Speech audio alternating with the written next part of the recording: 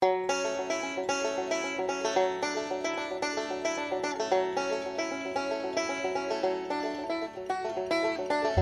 my family away from my Carolina home. Had dreams about the West and started to roam. 6 long months on a dust-covered trail.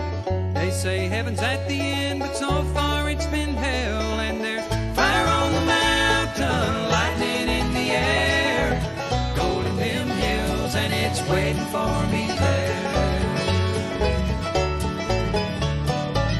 We were digging and shifting 5 to 5, selling everything we found just to stay alive. Gold flowed free like the whiskey in the bars. Sin was the big thing, Lord, and Satan was a star. And there's fire on the mountain, lightning in the air, gold in them hills, and it's waiting for me there.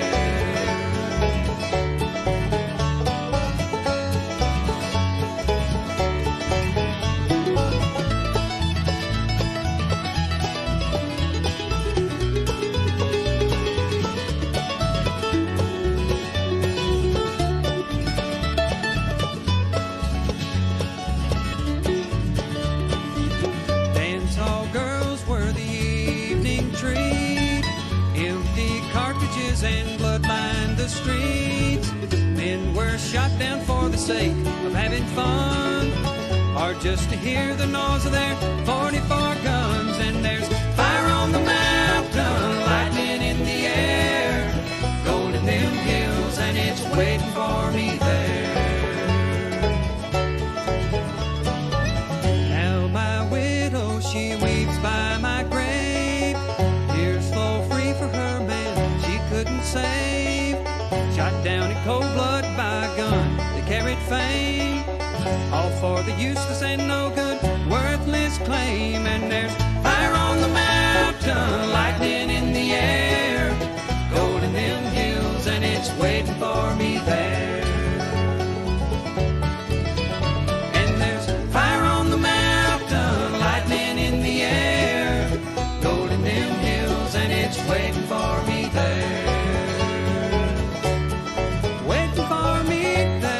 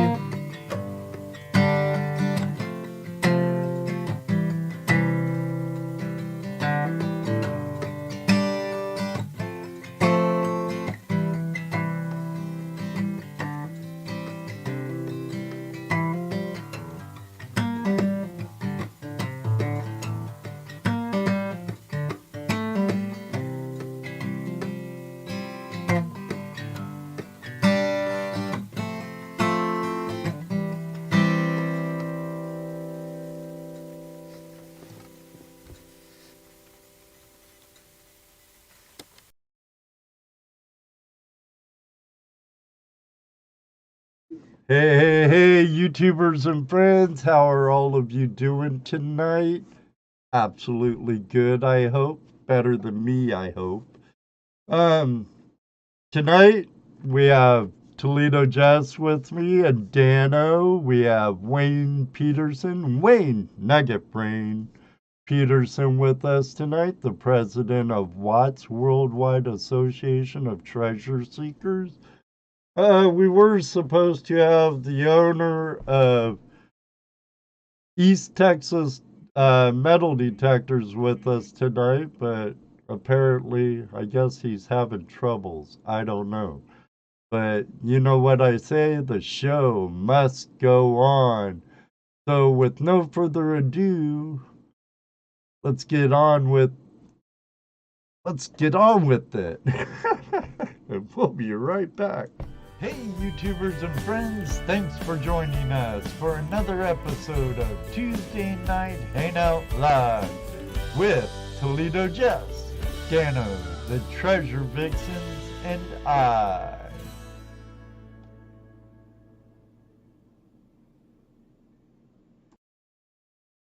Welcome to another Reds, Coins, and Collectibles live auction with Ed, Marvin, and Mr. It ain't an auction. Sorry, everybody. I thought I had everything ready, and I guess I didn't. But hey, that's live entertainment for you. Oh, and what I get for being in bed most of the day today and yesterday. How you doing tonight, Jesse, Dano? Doing good. How about you? I'm feeling better than I did yesterday. And feeling a lot better than I was this morning. Um, that's coming from our guest's phone. I Oh, think it's time to silence all notifications, Wayne. oh, that Uh, reminds me.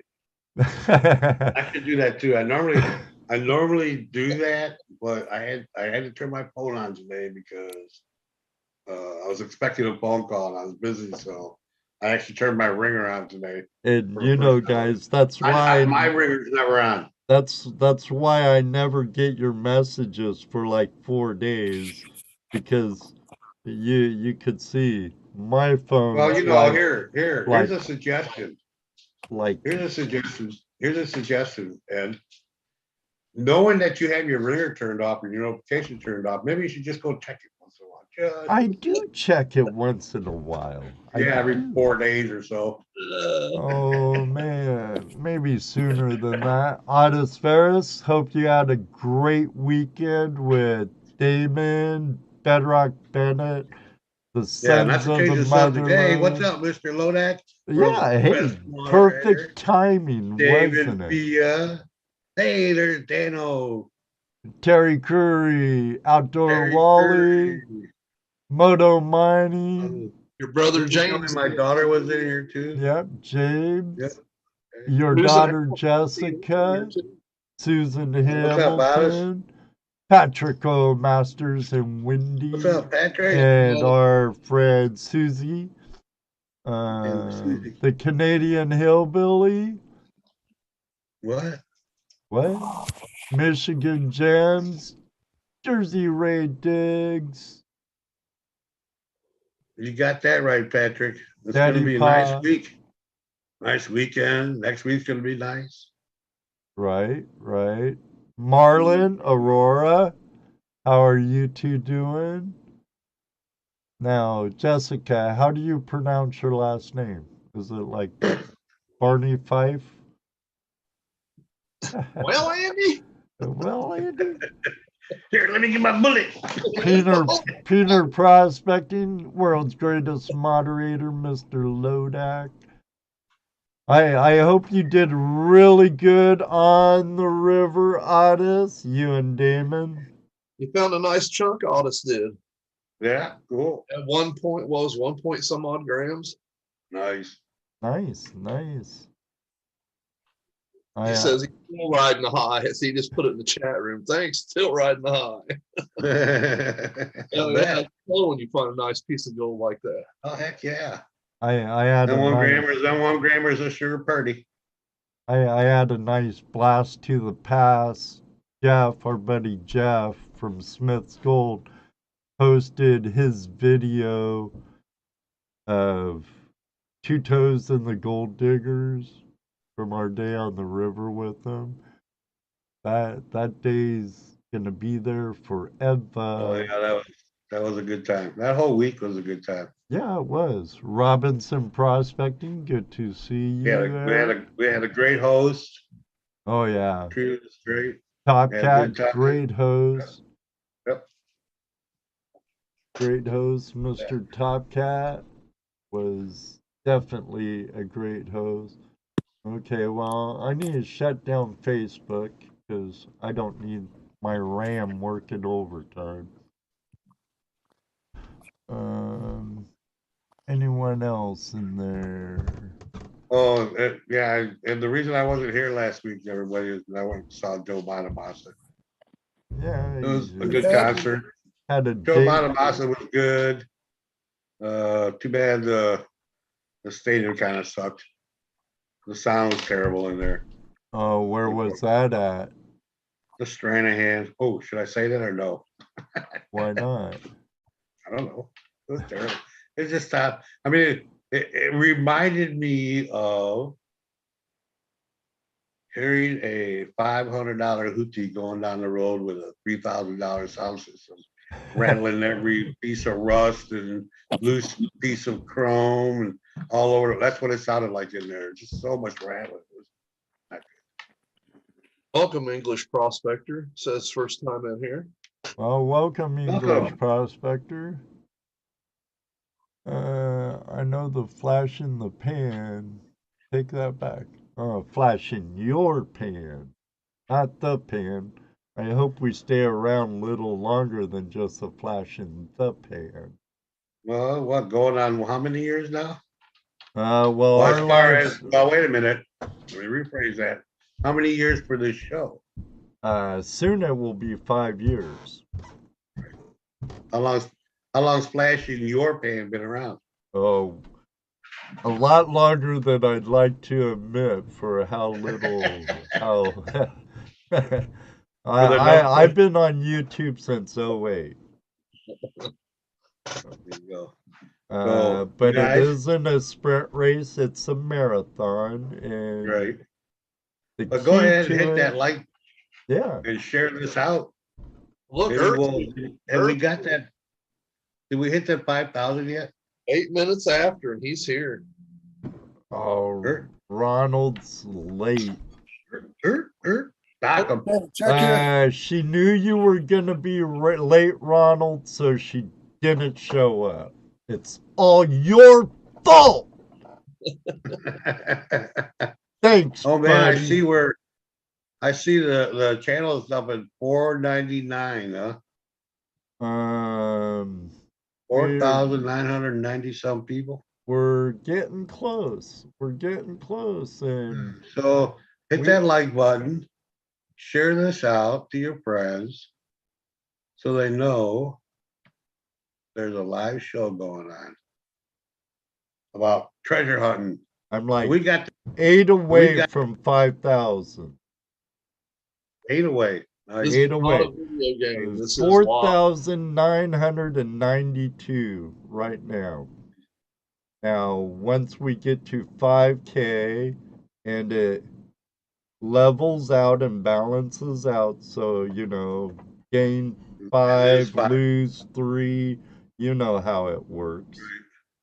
And once it levels out, we'll be having a 5,000 subscriber appreciation giveaway, sponsored by our friend in the Motherlode, Two Toes, and by our friend in Montana, Dream Matt.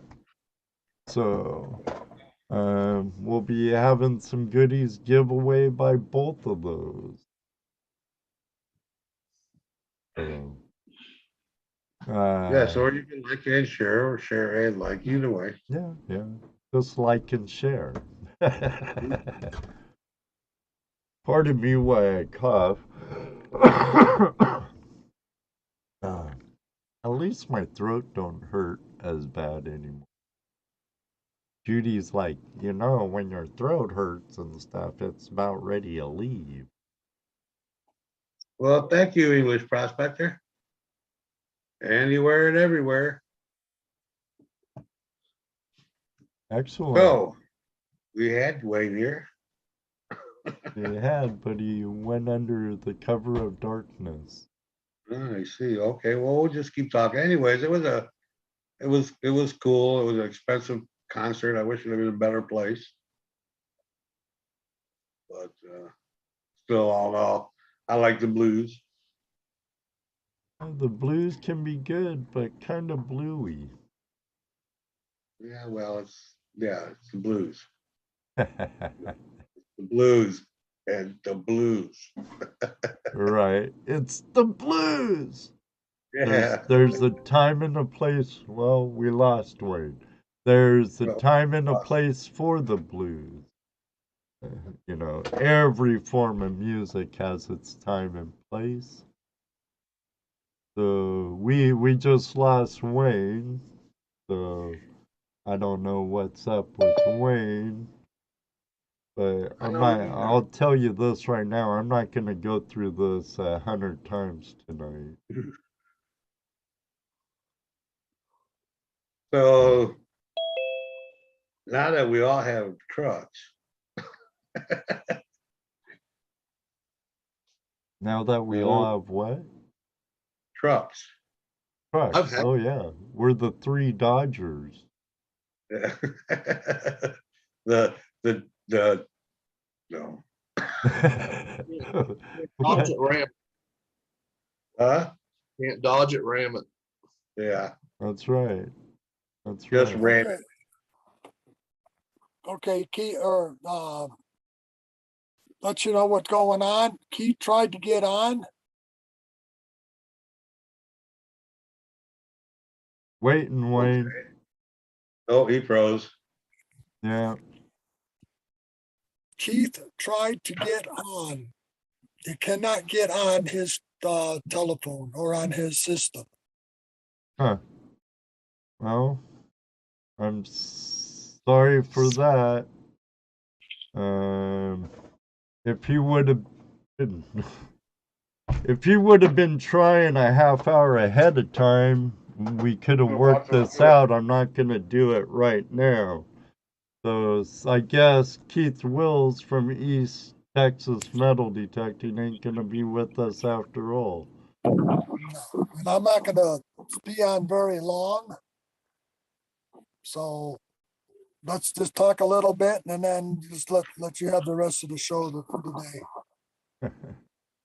Well, okay, Wayne. So have you had your big outing yet?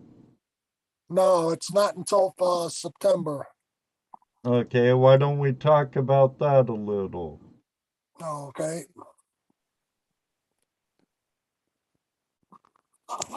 Floor's all yours, Wayne. Okay.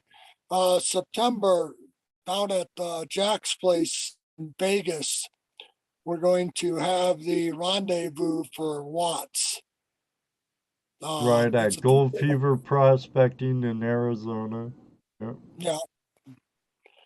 And we're going to be down there for 3 days, and we're going to have hunts 3 times a day. And anybody's allowed to come down. You don't have to be a Watts member, but you can come down and join in. And we have camping at Jack's place, and there's also camping in about 20 minutes away in Quartzsite. Right. Is there a fee for that? What's Is that? there a fee? Is there a fee for that? Yeah, it's $215. We're going to have a silver hunt, gold nugget hunt, and other prizes Is that per person? per person. Okay. That include camping? Camping is extra. Camping is extra. It's $40 per night in camping. Well, I know Jack offers full hookups at Gold Fever Adventures. They have full hookups and primitive camping there. So And it's included. Jack and Lisa has done a lot of work on their Gold Fever Adventures resort. And it's going to include food with the paid admission with Jack's Camp. Cool. 3 meals.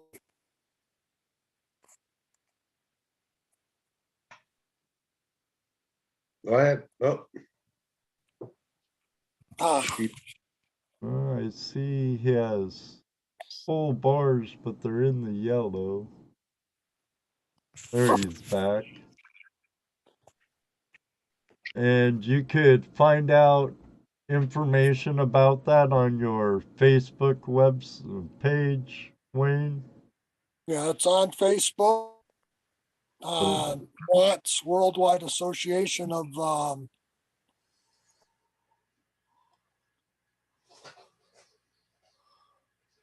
Treasure Seekers. Treasure Seekers. There is a link to the Watts Facebook page down in the description below, along with 1-2 East Texas metal detectors. I think it's called brokendetectors.com or something like that. But what else, Wayne? Oh, there's not much more to speak about right now.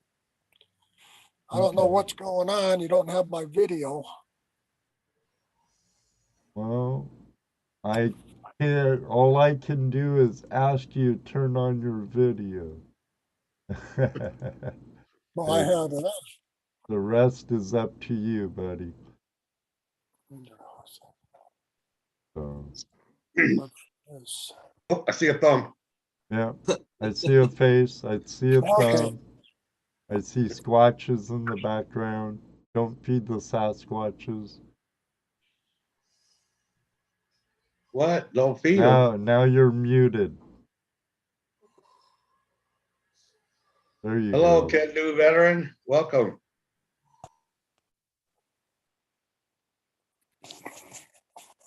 What are we trying? Anything else Hey, you'd like to talk about? Well, we just got all kinds of stuff going on this summer. We're gonna have a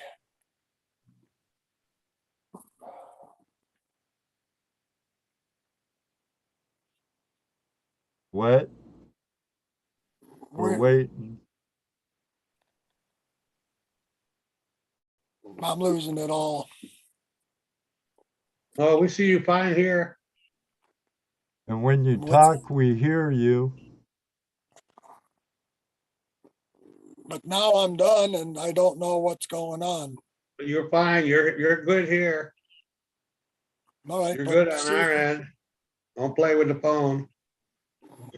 Just, we talked about your outing. What else is going on with Watts this year? Are you planning on being at any of the gold shows or outdoor shows? we're going to be doing maybe a dredging class this summer. Teaching people how to use a dredge and do some gold prospecting. You're gonna be going to the GPA Gold Show? Is there one there gonna be happening near you? There's no one near me. Oh, I'm in okay. Colorado here, so. Oh, okay. I guess the closest one for Wayne would have been in Arizona. Yeah. If they ever have one in Las Vegas, I'll be at that one, but there's not planned one this year. I see Gone Diggins in the house. Yeah, how you doing, Matt? Good to see you.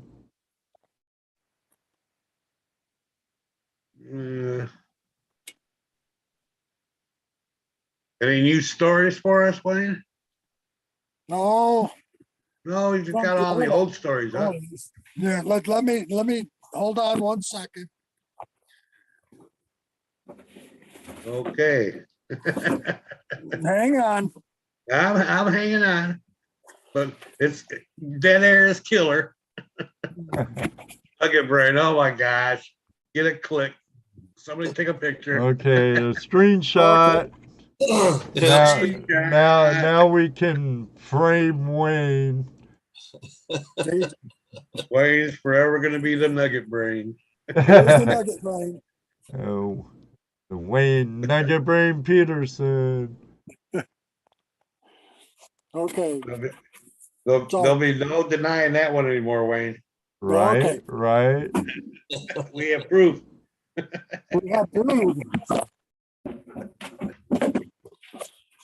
So, Although, you know, realistically, you wouldn't have been able to hold that piece on your head if it would have been real.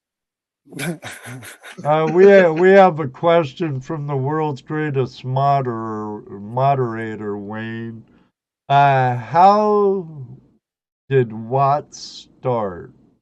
What's the origins of Watts? in 2003, we started Watts, and it was a group of five guys that got together and said we wanted to start a club and invite people to go and hunt with us. Well, after 2003, 2004, and 2005, there was almost 240,000 members. Right? And it was worldwide. It was in Arizona where it started, and it just grew from there. That's crazy. So now our website is down because we're getting a new website. So we'll get back up in there in our, about 200,000 people. Our friend Jack Tucker from Gold Fever Adventures is in our live chat right now, Wayne. All right. We were just talking about you, Jack. Were your ears burning, buddy? They probably were. Jack's also gonna. Gold Fever Adventures is also gonna be one of the sponsors of Flash Bash 2022 this year. Cool. When are you going to go down to the how are you camp? tonight? Pardon, Wayne? When are you going to go down to the camp for yours? It's not gonna be held in Arizona. Oh, well, no. Why? Because logistics is a killer. I don't live halfway. I don't live as close as Colorado. Well, I heard some talk that you're not going to be going to the hunt in Arizona for Watts, but you're going to another one. It's the same weekend. What weekend? In September the 23rd. I don't know about the 23rd, 26th. I thought it was, but that's in Indiana. That's right next door to me.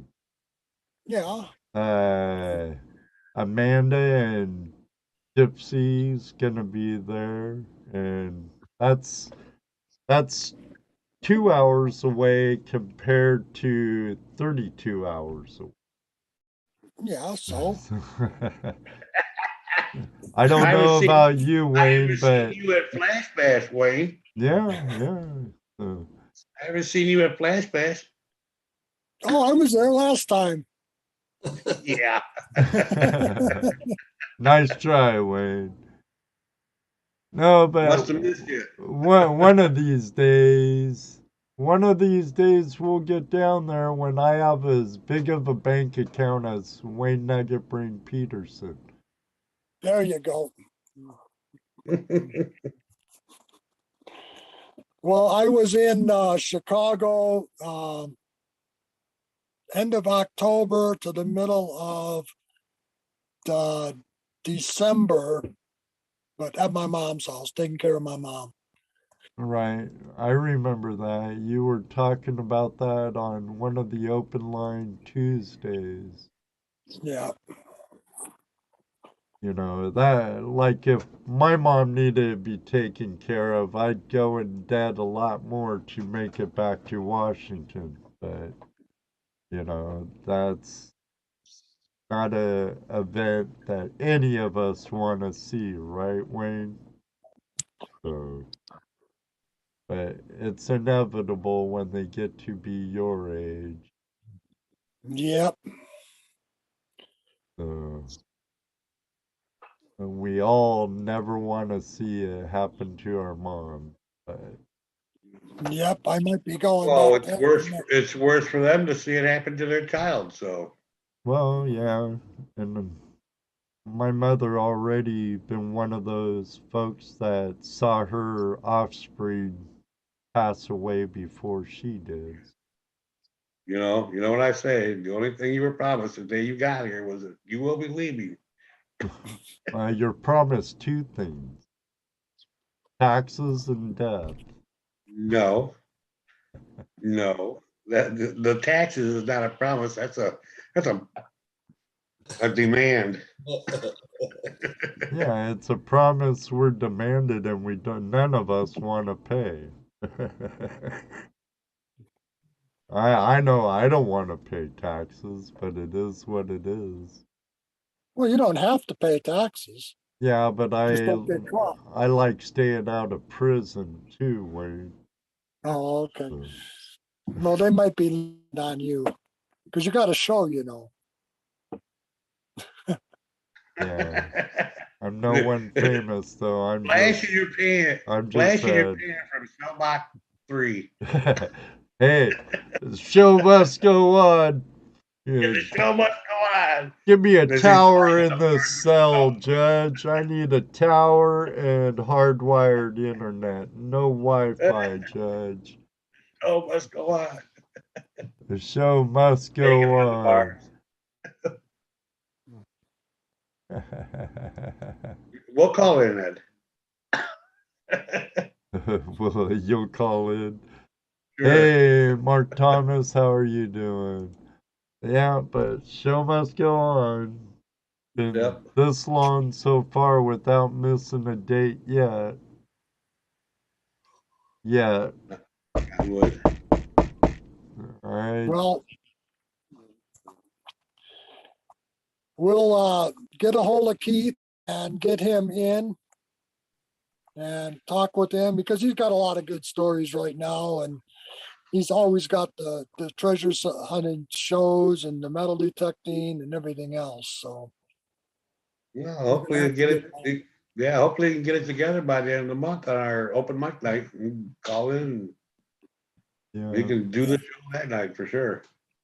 Okay. Last Friday of every month, as you know, Wayne, is Last open. Friday? Oh, or I mean, last Tuesday of every month is open line Tuesday.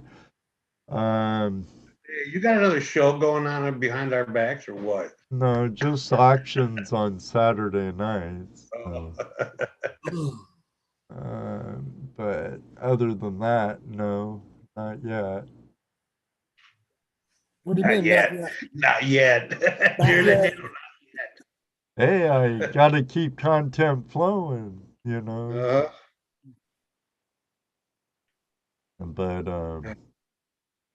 maybe we could work on it some other time. There's a reason why I asked for you to try and get in at 7:30, you know, Wayne. There's a reason for the pre-show, and this is it. I'm not gonna do it a quarter of the way through the show. It ain't gonna happen. And I I don't guess mean to sound like a a-hole, but you know, it is what it is. hey, a-hole. Maybe you should do what you used to do and call a couple, get it together a couple days ahead of time. Well, let me see. I sent a reminder last week. I sent a reminder 2 Not what I weeks said. ago. Get with them. Hey, Get on Zoom today, right now. Let's get this. I do that no problem at the request of the guests if they want a dry run, you know. So what can I do? If he wants to come on some other time, he knows how to message me. He's been on my friends list for years. Okay. It's easy. Hey Ed, can we have a dry run on Zoom? Sure, no problem.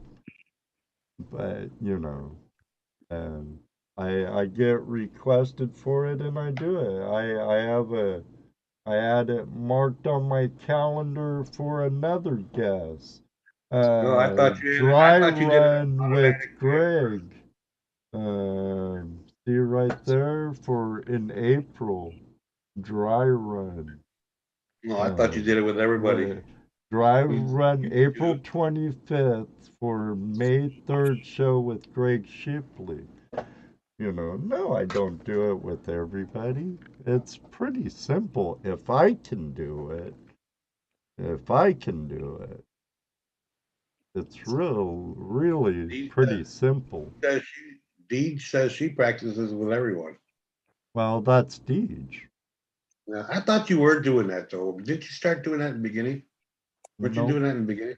nope, No, you were. nope. When I was requested, and if you want to do a dry run, no problem. I bring it up most of the time, but Wayne's been on as a guest Yeah, well, there's no excuse for before. Wayne. That's Wayne. He's been on several times Wayne's as got no a excuse. fill-in and a call-in on Open Line Tuesday. Well, I guess he does have an excuse. He's got a nugget brain. Yeah. So, But all we could reschedule Keith some other time.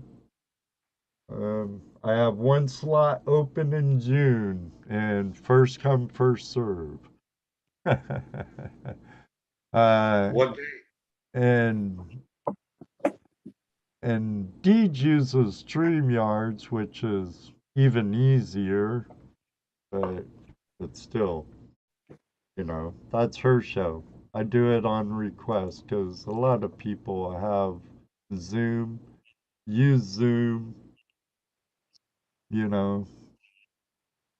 I Zoom because I Zoom. Zoom. I don't If I know, didn't Zoom, I wouldn't know how to Zoom. but hey, You might Zim. No, don't put me in that category. we're all like that, Deej. That's why I have a pre-show that starts a half hour before showtime. Doing an old hee-haw line. She didn't have no bad luck. She'd have no luck at all. Right. Pre-show, we go over sound checks, video checks, what we expect, what we will talk about, what we won't talk about, and so forth and so forth. What is Nugget Brain's favorite find? I'm sure it was that nugget he pooped out 35 times. What was your favorite find, Wade? Gold prospecting, I found a big nugget. All kinds of stuff. You don't have one specific favorite out of all of them? Well, they always are. What's next, comes up next. I can relate to that. I can understand that, Wayne. I know that if I find it, it's the first time somebody's seen it. Right, especially with gold. Ain't that the truth? It isn't losing history or nothing like that. Well, here, let me grab a nugget. Hang on, I'm going to set the phone down. I'm going to grab a nugget, and I'll show you my biggest nugget. Okay, sounds good because Like big dogs. our audience loves treasure porn. And Especially when people big are nugs. asking, They like big nugs, and I won't deny.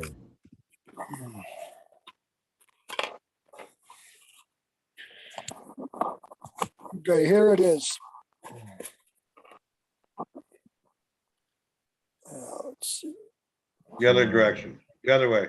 Move it To your right. to To your your right left. more. To your Oh, left. you're right. To your left. Move it to your left. To your left. He's To like, your left. come on, don't confuse me. There There it you is. go. Oh, and then he drops it. He gets it there and drops it. Keep going. Little going. more. Little A more. little more to the left. Yeah, keep going. No, leave the camera there. Move there. Now Up. up. Up. Little, There we go. now back off a little bit. Too high up. There Right you go. there. There you go. There's a good shot of it. Kind of. Got to go to your right. Your lens is on your left. I'm sorry. There Yep. you go. Centered. Oh, here's Now hold it Keith. there.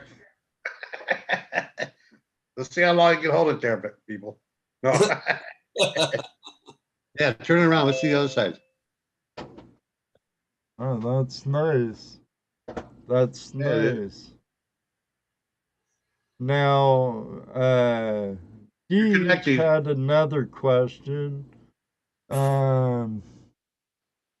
Wayne, what is the most unusual location you have found gold?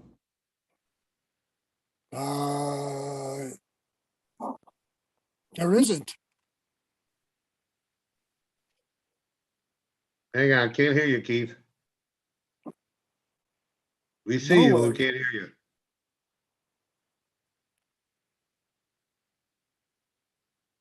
Keith on?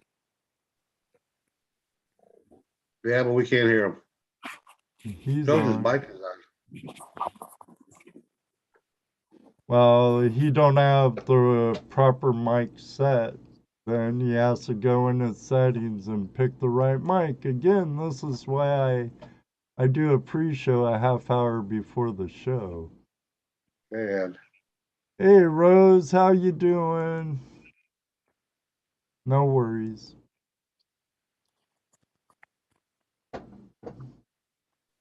he's back. So he's getting some technical help there. If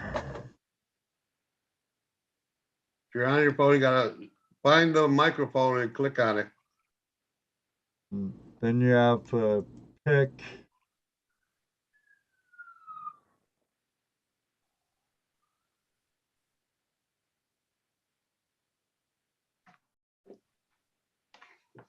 All right, everyone, please allow us to have a short intermission while we figure out what's going on with Keith from East Texas. Right. Can you hear? Keith, can you hear us? Can you hear us, Keith? East Texas Metal Detecting. So don't go away. We'll be back in 6 minutes.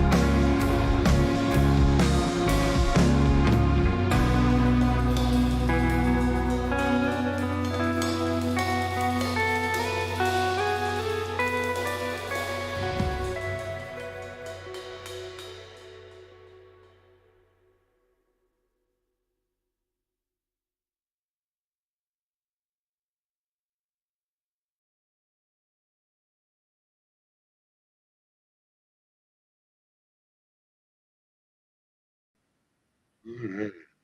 Ed, unmute. Welcome back, everybody. Thanks for waiting a few minutes. We have our guests, Wayne Nugget Brain Peterson and Keith Wills, the owner of East Texas Metal Detectors. How are you doing, Keith? I'm good. I'm glad Y'all. you finally were able to get in. Next time we'll have to do a dry run, but next time Yeah. it should be easier. Okay. I don't know, but Wayne's been on several times. Does it get easier, Wayne? Still has problems. Yeah, it's a little bit easier, but it's moved around a little bit on my phone. Ah, Yeah, okay. I'm kind of We'll buy spoiled. I'm that. always on a computer, so same Yeah, with we'll buy Jesse that and one. Dano. We'll Yeah. buy that one. We'll buy that for $1. Yes, sir. Yes, sir. How are you doing tonight, Keith? I'm doing all right. Just a lot of work. Oh, yeah, what kind of work? I repair detectors for a living. You repair Actually, about the only detectors? one left. You're talking about metal detectors, right? Right. Mm-hmm. Actually, Cool. Well, from I say yes to that. I also repaired a guy in Florida, a couple of his, uh, uh, let's see, what are they called? Oh, termite detector. It locates termites. Locate termite They detector. use sound for that, don't they? Termites, yeah, locates termites, and it actually works. But I was a little surprised when I got a termite detector in, Wow. and he ended up sending me 2 more after I fixed the first one. So Ugh. I've repaired termite detectors, food detectors. Let's see, I repaired a swimming pool detector. It dives down the water and finds a leak in the swimming pool. Oh, wow. Cool. Cool. Now I'm curious about the termite detector. What does it use to detect the termites? Well, I asked him if the termites had some kind of metal in their pockets or what, but he said, no, we put a trap out in your yard around your house, and we locate that trap with that IC chip that's on there, and it tells us how heavy the trap is full of termites. If it's pretty heavy, then we tell them they need to be determited, you might say. Some guy in Florida does that for a living. I fixed all 3 Oh, of so them. it sounds like he's walking around the house with swinging a termite detector around the base of the house trying to find where they're at. I mean, that's I pictured that in my head.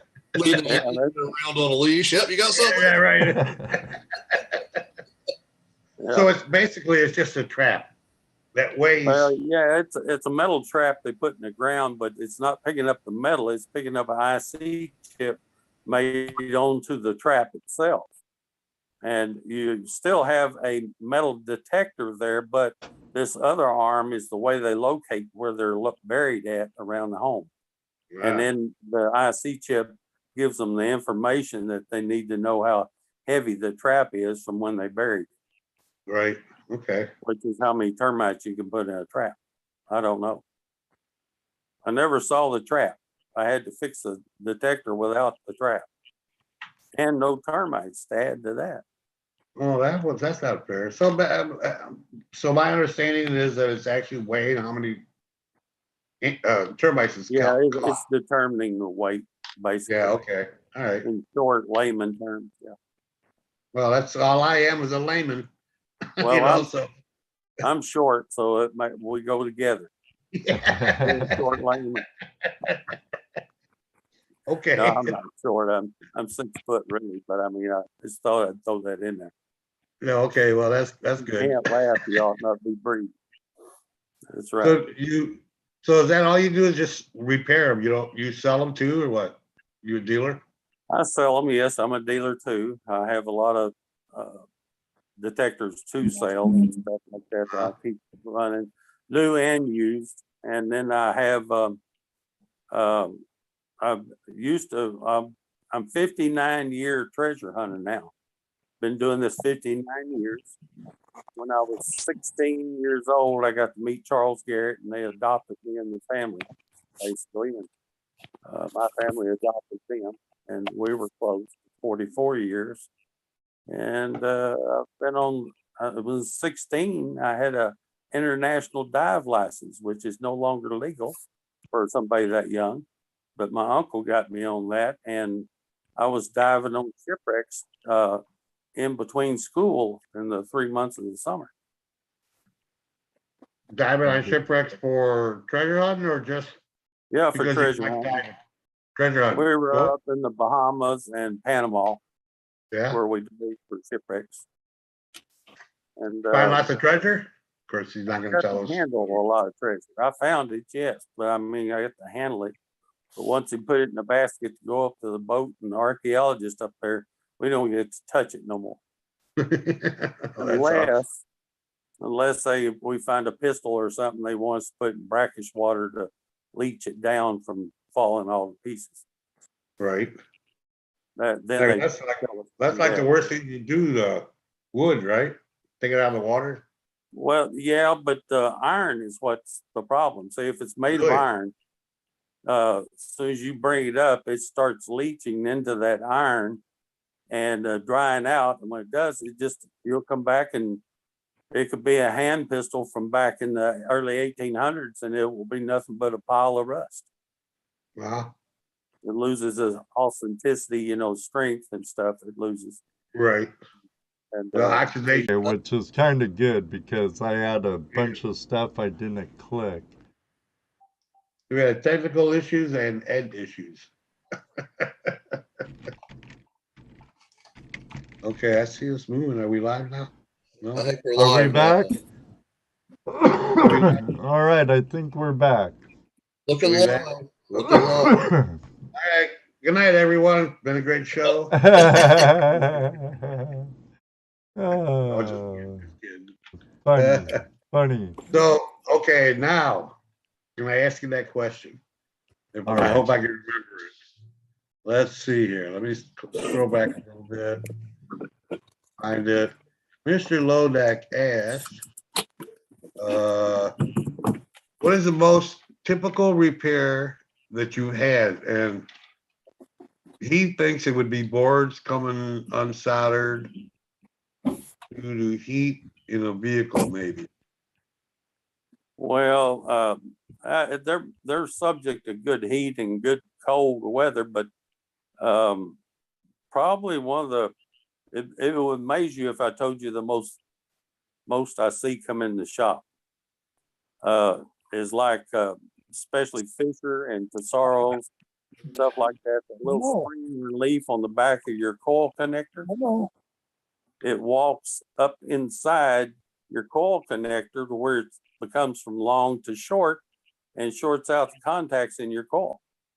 Huh. And the machine doesn't work well. So is that a One design end where flaw all you then? do is pull the spring back out and put a little touch of super glue on so it can't walk anymore. Huh. But back and forth, you got to loop up close to the box. It just walks that coil spring up inside that connector and shorts the leads out to your Yeah. coil. It's funny, isn't it? You think it's more typical, but we have all kinds of weird problems. I'm here to tell you, people have called us miracle workers in the past because we'll find one little tiny resistor on about 200, 300 resistors on the board. We'll find one bad or something. We just track them down the best we can. So I've been doing it since 1982. I've been repairing them. So what about, have you ever had anybody come in and tell you that this or that happened to their machine and you look at it and you go, no way? Yeah. I've had several people try that and didn't try, but they accidentally got it that way. But yeah, they'll say, oh, I've never had it in the water before, the water machine, and then when we get here, we pour half the ocean out of the case. Never had it in the water before. There's all kinds of weird problems. One guy told me his metal detector with a chicken. I said, chickens? He goes, yeah, it just sits there and goes cluck, cluck, cluck, cluck, cluck, cluck, cluck. Yeah, it's short in the power supply. Power supply was coming and going, and it sounded like a chicken clucking. It's strange things from strange people, especially if they don't know what that's called on the end of the shaft. We call it a coil. Oh, I call it a dish, or I call it a plate or something. Yeah, well, it's called a coil. But there's, Oh, not okay, everybody's so that's- dumb. A lot of people get in- that's gotta be somebody that's just picked it up because for whatever reason, with no idea what he was doing. Yeah. Or Well, the without ones that even don't researching know- what he was doing. Oh, I got The a metal ones that detector. don't know, the ones that don't know what they're doing is when they go in it themselves and try to repair it. Then when I get it 4/3 of the time, I'm repairing what they screwed up and then go to the original problem. And then they'll swear up and down, oh, I didn't take it apart. Yeah, I never touched it. Mhm. So, you get all kinds. And then they don't realize once they go in it themselves, they avoid all warranties on their machine. Yeah, well, I see more non-warranties than warranties. So the whole reason I even started the business back in '82 was to repair detectors, not to sell them. And then I got so many that were hand diced up by the owners and stuff. Oh, I figured it was just loose connection and soldered bridge cross circuits on the board and stuff. And I have to find these solder joints that don't belong on the board, clean them up. So it's a mess sometimes. They splice wire. We try to put them back to original. Most of the time better than original. Okay.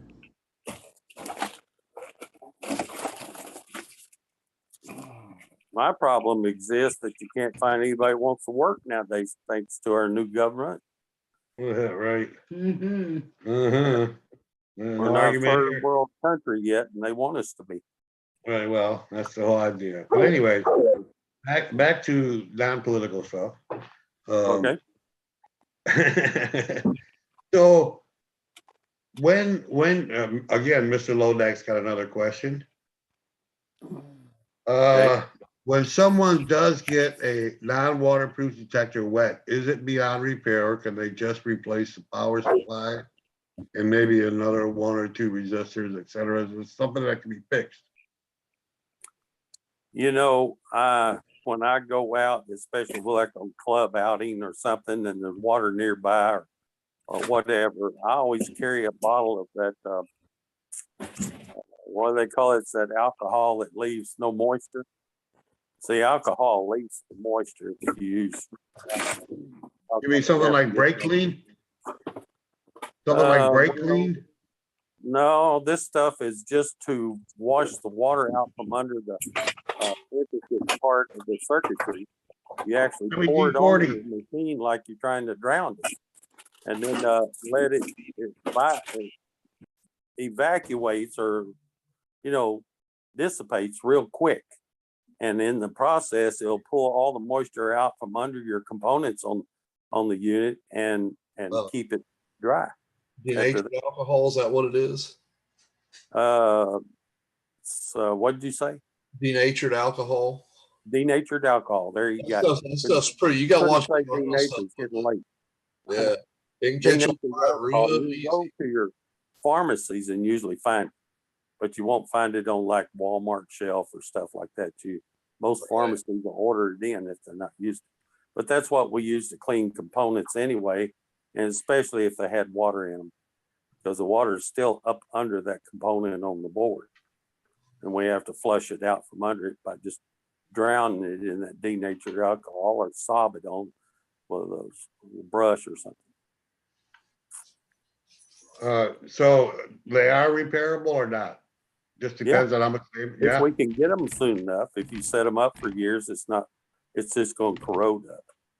Okay. like when we're on saltwater beaches and the club goes out or a bunch of people go out, I'm carrying that denatured alcohol in the back behind the seat of the truck. And I pull it out. And if they drown their machine, they can't get to come back on and stuff. I take the batteries out first, throw them away, because you don't want a drop of water get in that carbon battery. You'll have a battery you can't get out of the machine. So it's better to replace them than take a chance on and Right. blow out all the water on them with a little air can. And then I take and pull the circuit board and just lay it up there and just pour out a denatured alcohol all over it. And it'll push all that water out from under the tight places on the solder board and stuff. And the sun will dry it out, lay it on the hood of the car and just let it dry. And in 30, 40 minutes, they can put it all back together. It works great. Sounds good. Just gotta And get some then, denatured alcohol. yeah, I guess, not really a question, but, Ohio Rock Color says when he worked on electronics, made repairs, he would use a unique color candle and melt wax over his repairs. So if it came back, the wax was tampered with, that voided his warranty. You do the same, you have the same process? Usually there's something that's called contact cleaner in auto parts stores. Uh-huh. It used to be something you spray on your points or wiring if it's leaking around the boot of your spark plug, something like that.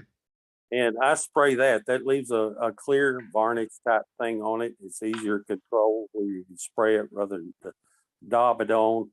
And that seals the board off. That's basically what the manufacturers do now, is they seal the board components a lot of times. But if you use that wax, now Compass did that for years, and they use that wax on that big X100s and 200s. It was the most aggravating thing, chopping that wax off that board to get to test anything. Just to take your meter and test a component and stuff, it was hard to do because of all that wax and stuff. And of course, to revert that back, and once you cut the wax off, you can light a candle and just stand there and drop wax on it, and it's sealed back. But that is a cheaper way for them to do it, I guess. So, let's see. Again, how common is a fix as simple as just wrapping the coil wire properly? Yeah, Mr. Lodak has a lot of questions tonight. What now? So Mr. Lodak has a lot of questions tonight. I see that. He needs to email me sometime. Well, I got somebody else too. Yeah. The coil, actually, to do it correctly, the coil should be wound from the opposite side towards the opposite side of where the cable's coming out of the coil. So if it comes out on the coil, usually on the left side, you wrap it over the rod and wrap your coil wire like that. Now you leave a little fold room at the very end at the coil, so you can fold your coil back to get it in the bag, see. But they usually Velcro that off so it doesn't become a problem moving when you swing it against the brush, because that wire is made of metal, and the coil will see it and it will react to it. So just depending on where your discrimination is. So usually you wrap it around the rod that way. Now, a lot of people come in with no outside sheathing on the coil wire anymore, and we end up taking it and connector off and sliding a whole piece of shrink tubing on there, put it full of waterproof grease and slide it down the whole thing, and then shrink the tubing on it, and that fixes it again for the use. Very good. So two more questions, both of them from David Villa. The first question, why do some screens disappear and turn black? And the second question is, and I'm thinking this might be related, does excess heat affect your detectors? Excessive heat? Yeah, excessive heat it could scramble up your LCDs now that they're liquid LED meters, it wouldn't have done anything to a analog meter, but to a LCD as possible. funny thing about that, I had an engineer at one of our major manufacturers that's not around anymore tell me one time when right after the warranty date, the LCD went bad and you had to change it because it's just black, got darker and darker until it's black. And he said, well, you're not supposed to use it out in sunlight. I said, what? What? You're not supposed to use it out in sunlight. Well, where do you think they're using that metal detector? But out in the sunlight. But believe it or not, that engineer told me you don't use that kind of LCD out in the sunlight. I said, oh, that's great. Buy an interest in the LCD makers so I could get rich. Because that's not a good answer, I'll take. Right. Just jerking my leg or what? But anyway, I just, what did you say now? What? Yeah.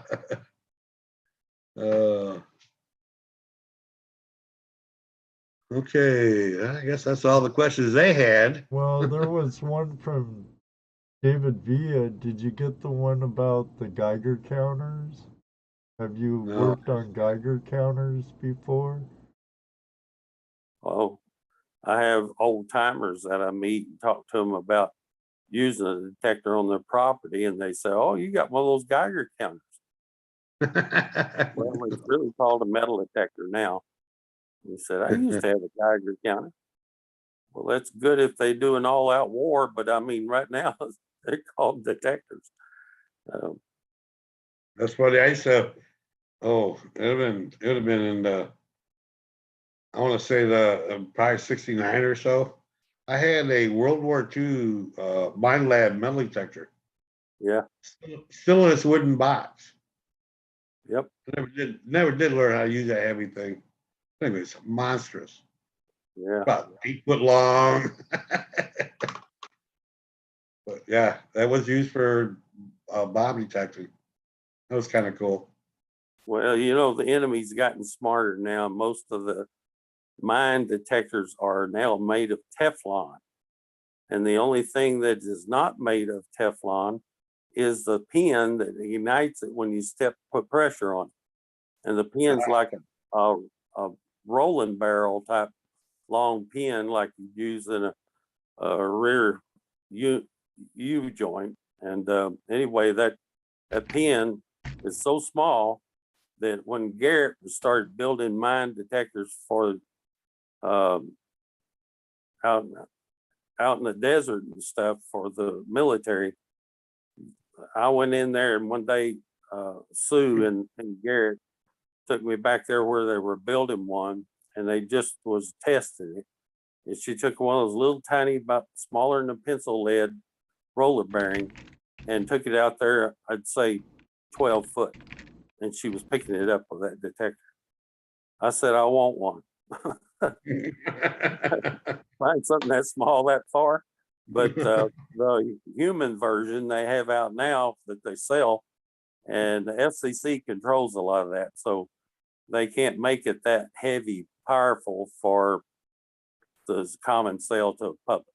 So they downsize it. It's still the same case, everything that they used in the military, but they don't make it as hot as that one was. Right now it's powerful. I wouldn't right? have known that if Sue when they took me back there and showed me in the manufacturer at Garrett. So I wouldn't have known it. And David Villa, thank you for the answers to his questions. Yeah. He appreciates it. That's it. So what kind of, you try, of course, you metal detect, right? Right. Okay, so what are there, you have a favorite type of treasure that you look for? Are you gold hunting? Are you history hunting? Trust me when I tell you that after 59 years, I've dug just about everything you ever saw. But Well, I can imagine that, sure. yeah, I dug a buried motorcycle once. Anyway, the precious thing that I have, not counting my gold coins, I've got 9 gold coins so far. I'm hoping Awesome. before I kick the bucket, I can at least round that off to 10. But I've dug them all individually, separate places, you know, stage stops, and dug a lot. Dug 4 or 5, let's see, 3 at plantation sites. Because Wow. see, you have to find gold coins where gold coins would be found, or somebody would own them.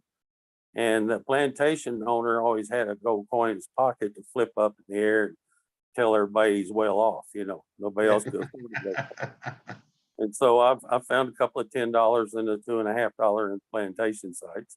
Right. And then found several $5 gold pieces. The last one I dug was about 2 years ago in town, a little small community outside of Henderson, Texas, and it was a stage stop.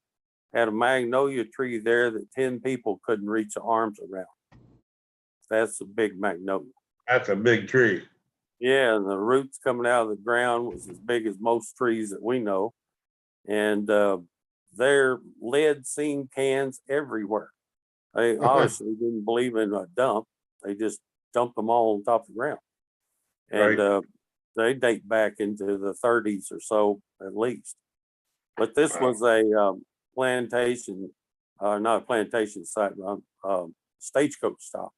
And what was real interesting, that one was up a road probably a mile from there, and I went to there first, and it was made out of logs, of course, and one side, the whole side of the building was a fireplace for cooking for the people riding in on this coach.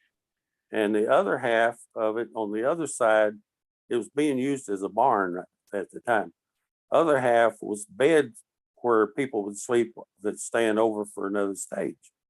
Wow. Well, the logs outside is what I got entertained about, and I took some pictures of it. But people would sign their name in the log, but you would not believe how many X's were on that log that people didn't know how to write or read. So they just put an X there, like everybody knows that you came through that stage. Right. That's my ex. That's my X. That's it. Yep.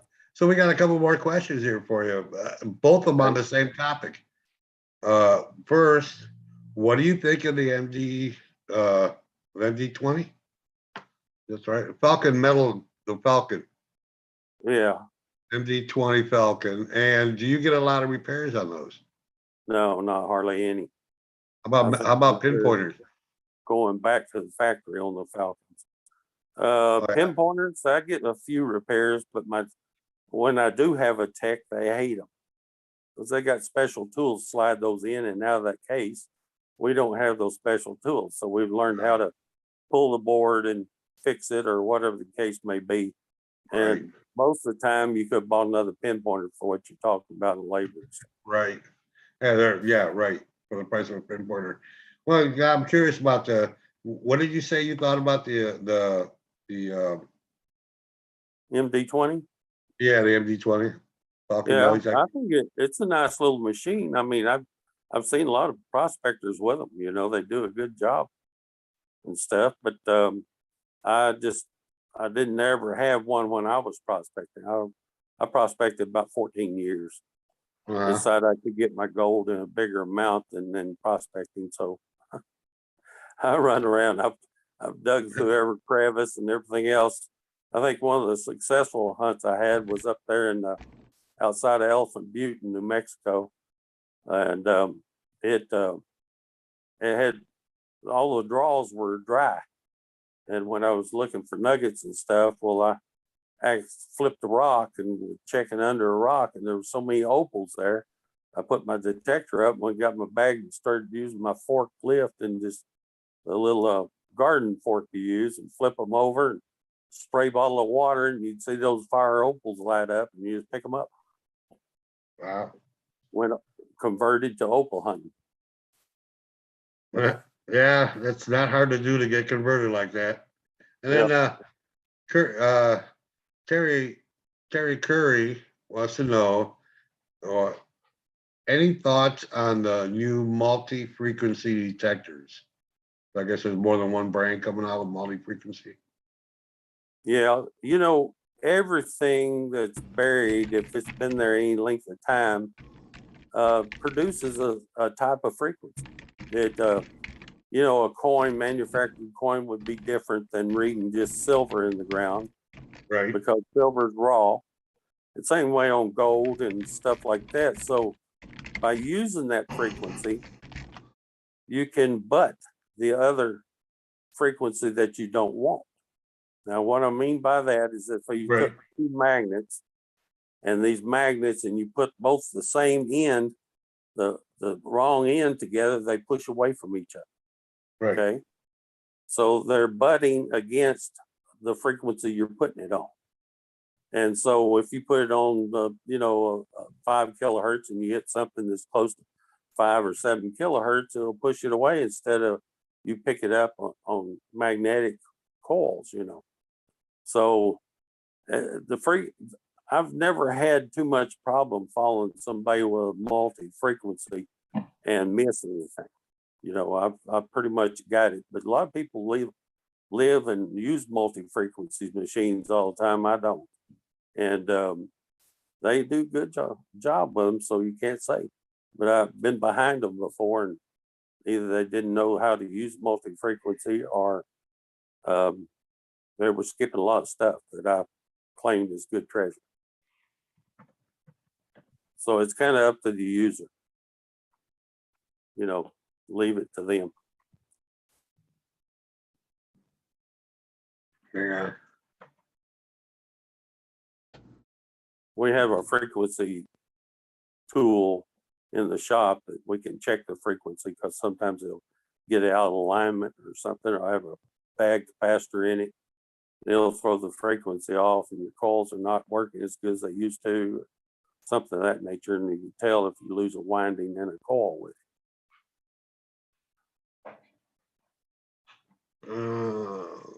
I guess. Now, Rose Briggs has a question.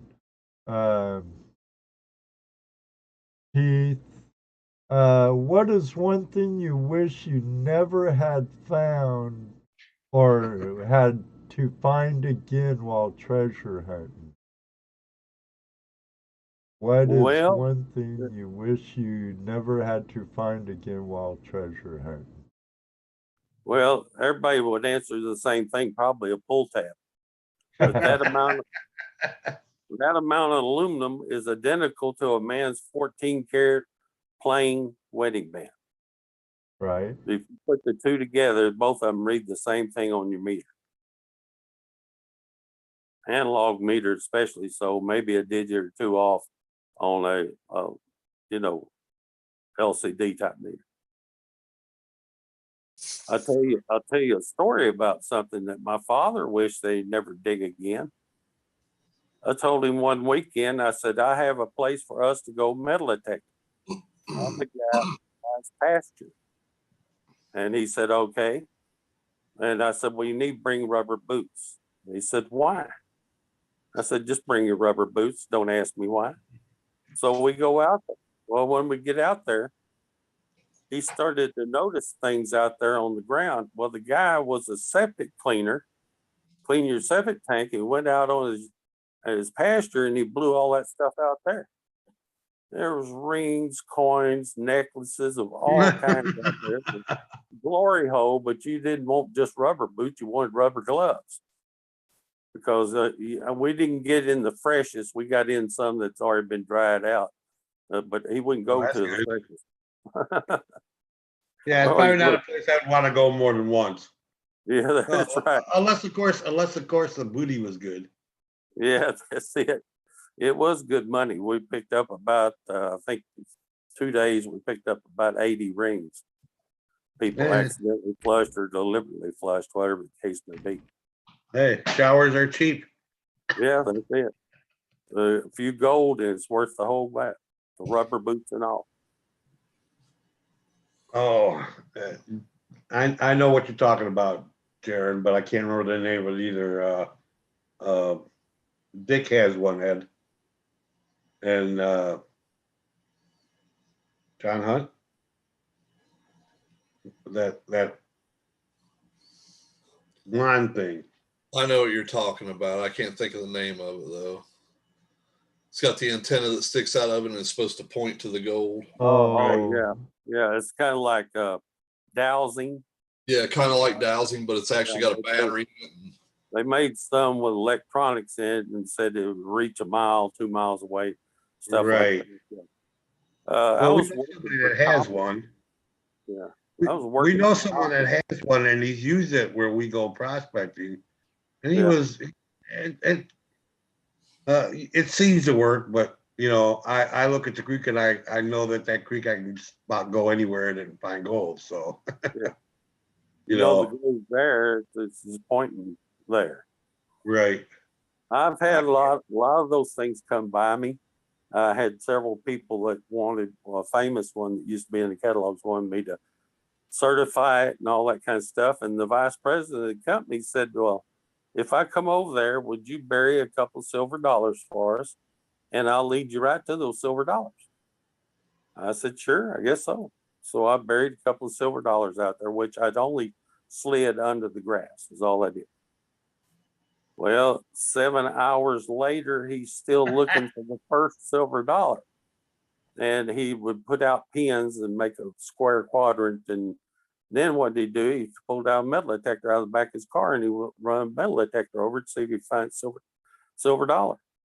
One time he missed it by 6 inches. But anyway, the silver dollar wasn't in his perimeter, it was outside. And finally he looked at me, and after about 8 hours, he finally said, all those rings on my wife's fingers and stuff is all I found with this thing and stuff like that. And I said, well, maybe we should have buried rings. But instead, he said, I know what you did. You didn't bury anything. I said, I'm really glad you said that. Went out there and picked up the first silver dollar, which he'd been all the way around a couple of times. Went out and got the other silver dollar, and they got in the car and they drove off. That's the last I ever saw them. Yeah. There's been a lot of, Some of that stuff might work. I'm a big dowser. I like to douse, and I don't do it as often as I should. And my grandfather used to tell me, he'd say, son, you're connected to the earth. And I'm going, well, he's losing it. Yeah, we're all here on earth.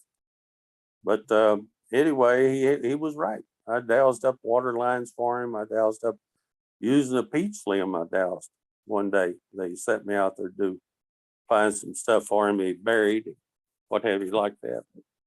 I didn't know I could douse it until then. I thought he was just being weird. yeah, Ed's in the dowsing. Yeah. I douse a little. With I rods saw and a pendulum. Pendulum was kind of spooky at first. You're telling me.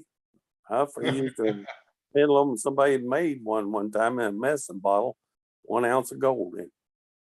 And the guy took me out to a place where the Mexicans were running from the Indians, and the Indians trying to capture them, and they had some gold. And supposedly in this spot, same creek, I had to look up my own information on that, was where the Indians nearly had the Mexicans, and they dropped it down a wash hole at a creek. And when you go over that hole, it's only about 3 foot area. And that pendulum I was carrying by string and medicine bottle, it just leaned way out there towards it as I got close.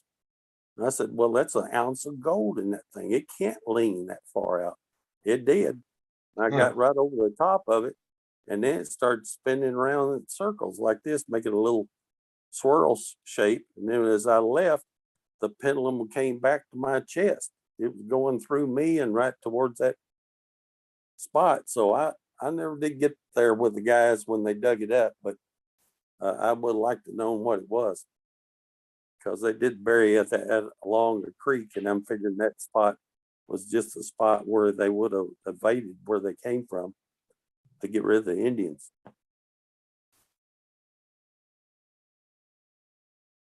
Yeah, when I first using the pendulum for dowsing, I'm like, what am I getting into? Am I stepping into the demon zone or what? And my nerves settled down a bit on it, because it kind of freaked me out when I first started playing with it. Yeah, it's I have to say any dowsing like that has to be focused. do anything. I just use straight dowsing rods. I get a guy make me in Arizona, and he does the best I've ever seen. And I use those dowsing rods, and I just focus on what I'm thinking and use them like antennas, you know. And I have had times that it didn't turn anything up and times that it turned a lot of stuff up. So you never know. Right. Right. How well can I adjust myself to focus? We had a question about super tuning a detector by Ohio Relic Hunter. Keith, can you super tune any detectors? And if yes, which one would you pick to do it to?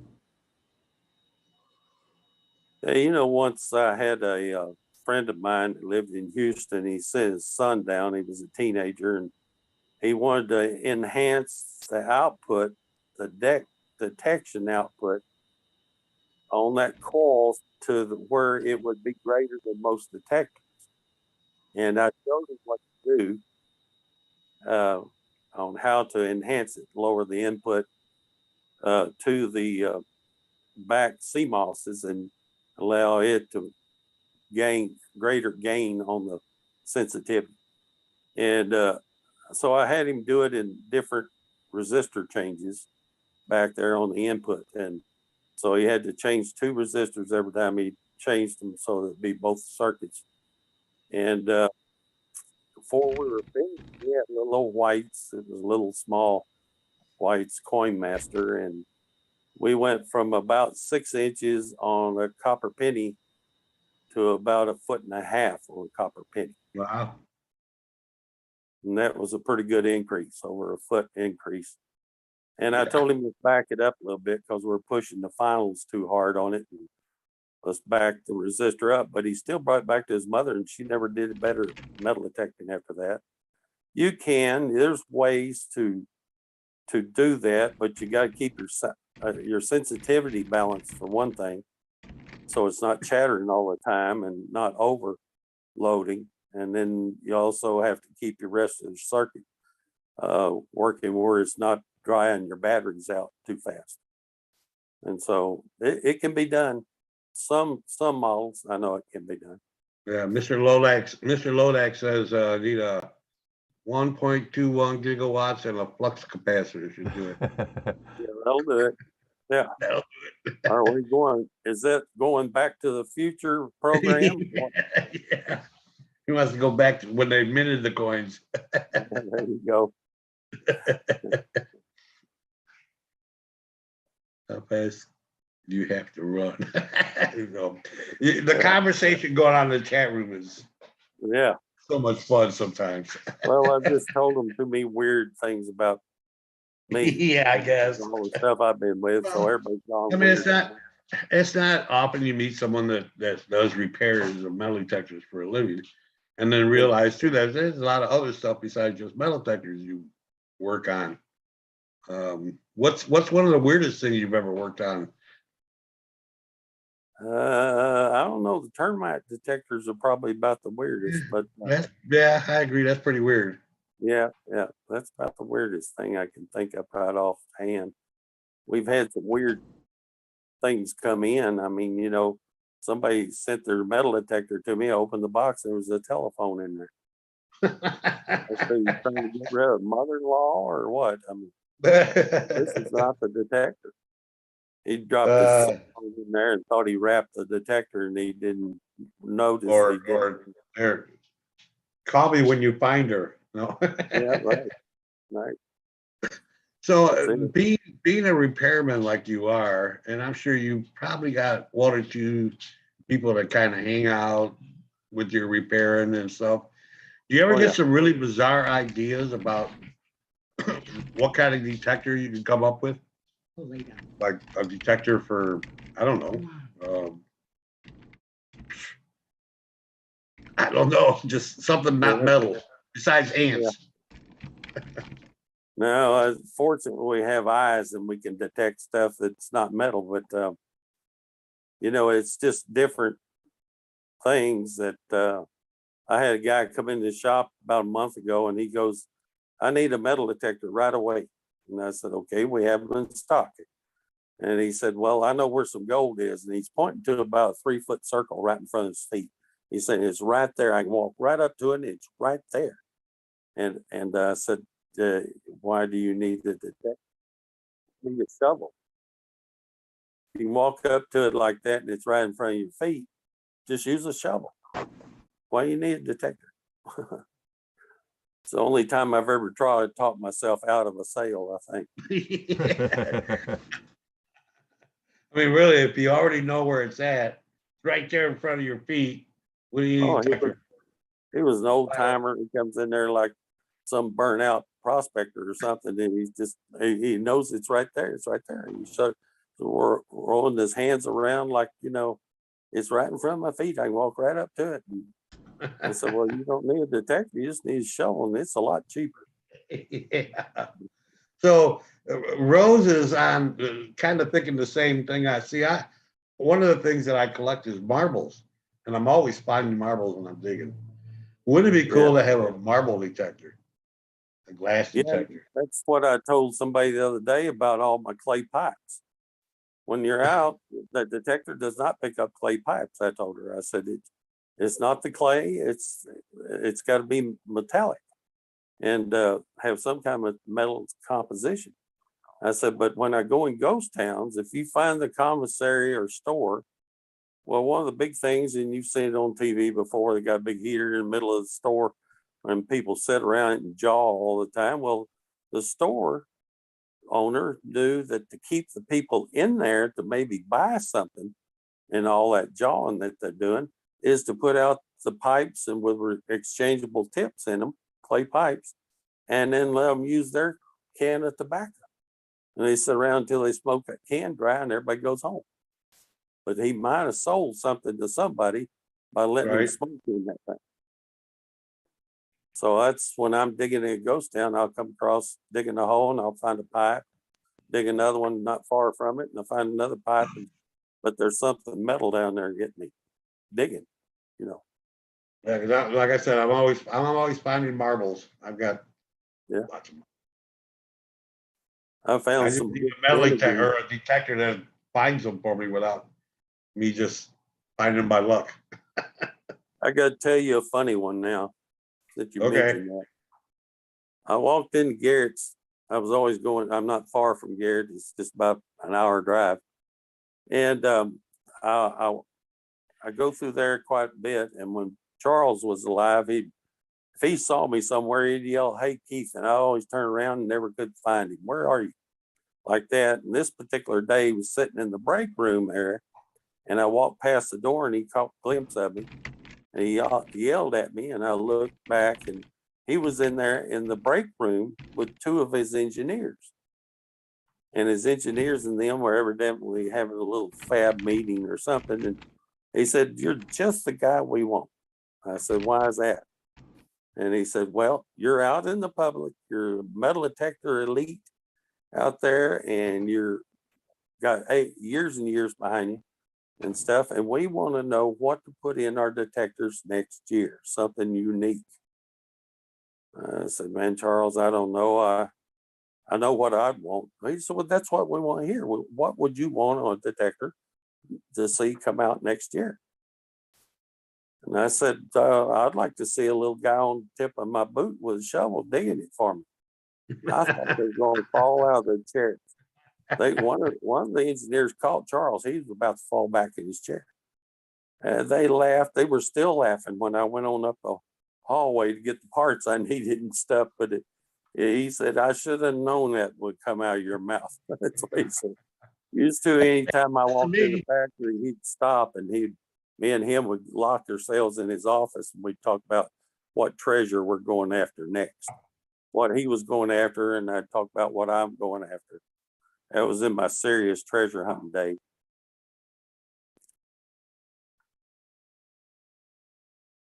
Yeah, of course, everybody's off on the marbles now. This is such a crowd in here. Is it? Oh yeah, that's a fun crowd. They're great. We love our chat room. Well, you know, threatened to write a book several times, and I'm just not a book writer. I won't sit long enough to write one. And they said, what would be in your book? I said, well, you know, you're going to get the technical end of a detector. From when you turn a knob, what did it do to the field on bottom of my coil, to that be able to do better or worse, what you're doing there by adjusting that.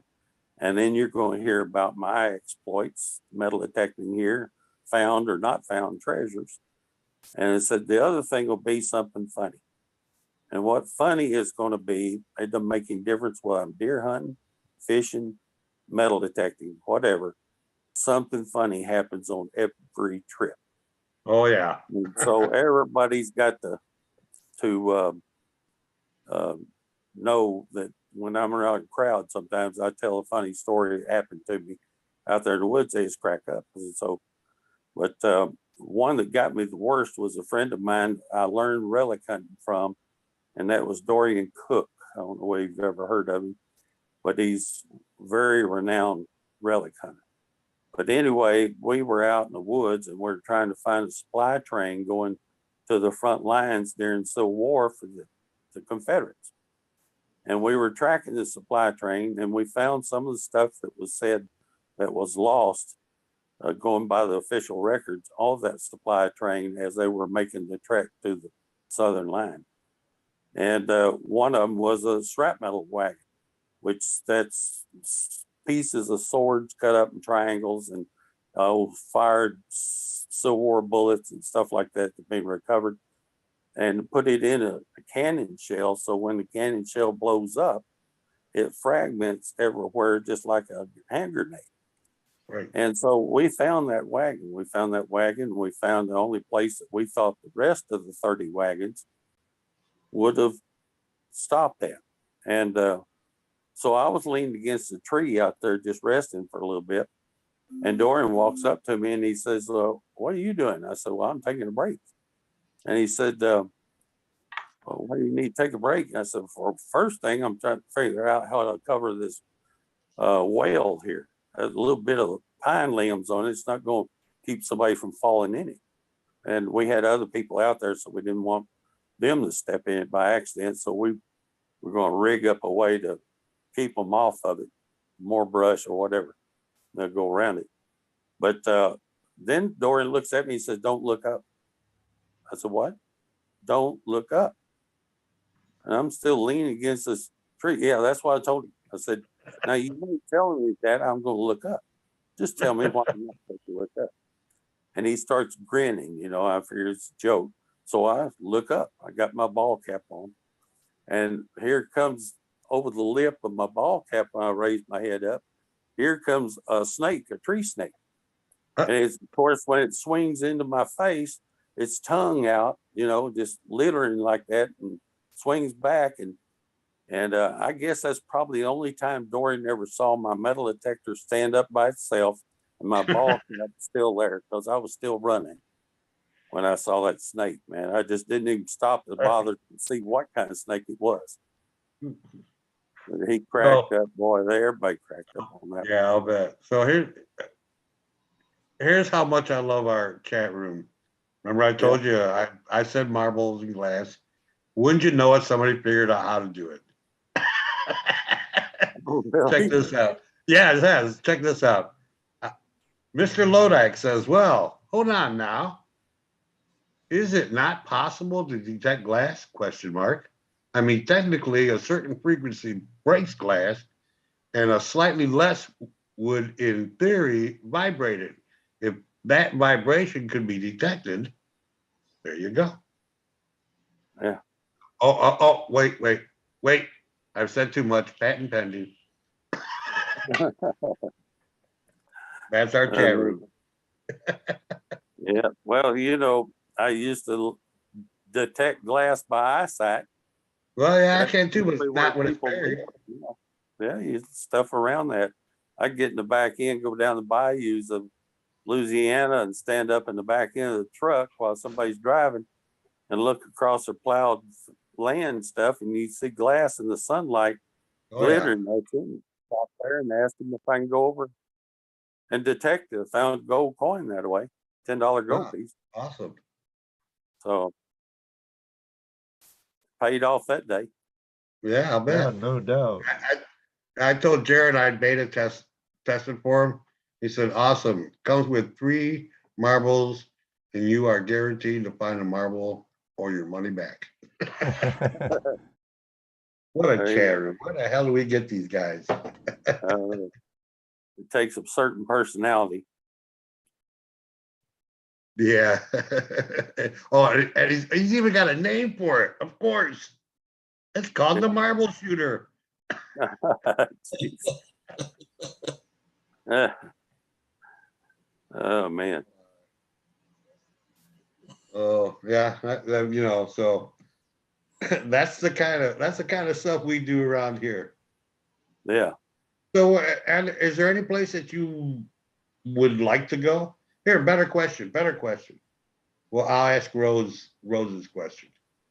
Her hypothetical. Okay. Unlimited funds, unlimited time, no limits whatsoever. Where would you like to go? And we'll just say treasure hunt. Well, I've never been to Europe. I've been all of South America continent, not all of it, but different places in South America and Mexico and, you know, all the way up to Canada. But I find too much stuff here. I don't know why I'd go over there. But that it does have before Christ coins. I wouldn't mind that. Yeah. You know, that's you know. Well, that'd be- yeah. Well, they've got older history. Well, older modern history. I don't know. Their history is older than ours, I imagine. Yeah. But that's not really true either, because the United States has some pretty old history itself. Yeah. Just, you know, yeah. Well, get it. you know, as I got older, I learned that I wouldn't be able to do this all the time like I wanted to. And so I've learned through all the medical situations that I reserve myself to something that's going to be a real good site. And so I'm looking for caches more so now than I used to. But I've dug more when I wasn't looking for them than I am trying to look for them. And I've got several caches I'd like to get into and you know, do that before I go someday. I just Yeah. turned 70 last month, so I'd like to make it somewhere until I do that. But anyway, if I pass away, well, I just found the biggest treasure I'll ever find. Well, it's not a question of if, because you know, Yeah, that's our only promise. yeah. So I gotta told. make. Go ahead. I'd be asking him if it's all right if I could sweep the roads of gold brick, you know, if I could sleep on it, live on it, you know, that'd be my question. Yep. Find it someday. Ever been chased by a wild animal? I mean, I know you were crawled on by a snake. Arkansas Razorbacks. Ooh, that's scary. Yep. They wasn't a deal about me setting or scaring them off. They just got madder. Yeah. So I was still limber then that I could jump, get a limb of a tree and get up. Had to leave all my digging stuff down there. Those But- things got no manners. None whatsoever. Russian boars are the same way. I ran Yeah. into them one time out of clear nowhere. All of a sudden you turn around, you see boars that are 600 pounds and up, and they're not happy. You've been on their feeding ground. Oh, good question, Ohio Relic Hunter. I'll pose it to our guest. What kind of physical scars do you have from metal detecting? I'm a little beat up, not Yeah, I'm necessarily talking about in the mental. field, but I'm somewhat. I used to think I had a cape. Okay, I could do anything, hang off 30-foot cliffs, dig 12.5 pound cannonballs out of the ridge and stuff until I found out now that I dug it what I do with it, because I can't get it back up to 35 pound cliff. But anyway, I finally caught on, got a bucket and a rope down there so I could put it in something and let the guys that was with me haul it up. But I've done my back in. I've had 3 major surgeries on my back, 3 on my neck and stuff. And I healed from it, but it still catches me every now and then. And so I still, have wears and tears of it, more of the scars by the surgeon than anything else. Yeah. Yeah, everybody's talking about, getting their fingers, they would be a tip of his finger digging, glass Yeah. shards and soil. Well, I've slammed a couple of sharks in the nose when I used to dive. And hit those sand sharks. They're like a cat. They won't bother a human being, but they'll come up over your shoulder, and it'll be a 10-foot sand shark with his nose just right in front of your shoulder, coming from behind. Not a shark, a glass. Fan a target with your detector that just went off the bottom, and they don't like that sand stirred up in the gills anyway, but they'll leave eventually. But I've just caught me quick, and I looked over there, and there's the nose of a sand shark, and I just hit them in the nose, raise my arm up and just pop them right on the nose, and they'll take off like a cat, and they'll swing back out there about 30 yards or so and make circles around me, but they won't come back. No. Till the next one. He wasn't talking about sharks, glass shards. Shards. Shards? Oh, shards. okay. Not sharks. But sharks are scary too. Yeah. Those are scary too. Yeah, and mostly a lot of cuts, it looks like. Yeah. Well, I get that because I never used gloves hardly. Right. I cut my hand, something sharp in the hole, stuff like that, or I'll find a sharp piece of metal. Yeah. I've been lucky so far. Right. Yeah. I've been lucky. And some of the things I've done, I've been lucky. That's all there is to it. Oh, wow. Gold Pro Unlimited says he got dirt under his fingernail once. True story. Yeah, I feel bad for him. Yeah, he learned his lesson from that one, though. Yeah, it was a large bandage. Full of Gold says sharks are not as scary as stepping on a Lego. I banned Legos in my house. It's hurt. Lego. Legos hurt. You step on one, you understand. Oh, yeah. It's the worst toy ever invented for dads. Yeah. Barbie shoes aren't anymore. Oh, Barbie shoes. Yes, Barbie shoes. Don't forget Barbie shoes. Yeah, that's a spike. Yeah, that's a spike, is right. Yeah. Mm-hmm.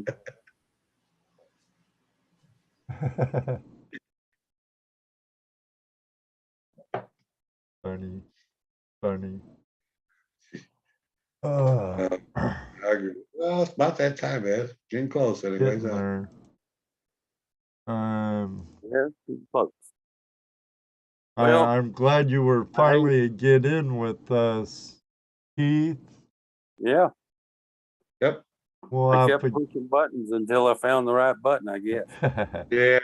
Well, I'm shocked you were able to get a word in edgewise with Wayne in the house tonight. Right. He hardly ever stops talking, but not tonight. I don't know. He heard his voice now. He's had some throat surgery and stuff. So. Oh, I didn't know that. Well, yeah, he told me before this, and he told me, he said, I'm hoping you'll hold up at the end of a conversation. He said, I'm going to have to bow out early. I can't talk that long. So I get it now. I was a bit shocked at why Wayne wasn't talking so much. Yeah. He loves talking as much as I do. There he is. He's still there. He's still here. He's been here all along, been sitting there quietly. I'm surprised. He's not sleeping, so I kept him awake. Yeah. That makes it true.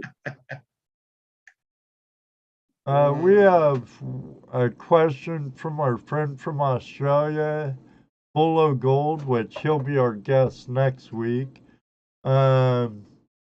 He's not sure if this has been covered yet, but what's the most interesting find you have found? I guess the one that's more advertised than anything is my meteorite. I found it when I was 18, I think, outside of Fort Worth. I worked for the Fort Worth Museum as a slab cutter on rocks for the lapidary club there, and they went on a field trip, and we went out there looking for different types of rocks and stuff like that on this guy's land, and we found a few. And I had my old detector in the back of my '64 Chevy. And so the guy that rode with me out there, he said, go get that detector. Everybody else is left. See what we can find out here. Feel is metal. So we played, he'd use it some, I'd use it some, back and forth. And finally, I got a big signal in one spot, which is at the base of a kind of a rise there, a hill or something. And I dug and dug and dug and finally got it out. I got this real heavy rock. And I had no idea at the time it was a meteorite at all. Didn't know what I was doing. I was green to meteorites. And so anyway, my cousin came over, which was the curator, one of the curators of the Fort Worth Museum. He came over to the house and he saw that meteorite sitting holding my bedroom door open because it was so heavy. And he said, where'd you get the meteorite? Well, I had rocks I collected all over the room. I was looking all the details and stuff. Which one you calling a meteorite? And he said, the one holding your door open here. I said, how do you know that's a meteorite? Well, he knew all about it because the museum had big function up back then, big displays of them. And so he picks it up and he starts showing me how you can tell it's a meteorite. And the gases as it's coming through the atmosphere, as it being red hot rock, escape and leave pores in it. And it has a flat impact side where it impacted while it was still molten hot, flattened it, and stuff like that. And so I learned more and more about it. Well, over the years, they appraised it at Fort Worth Museum at the time, and they were the big curators of meteorites at that point, and they appraised it maybe $5,000. Wow. And it had 11 elements in it, 2 of them unknown to man.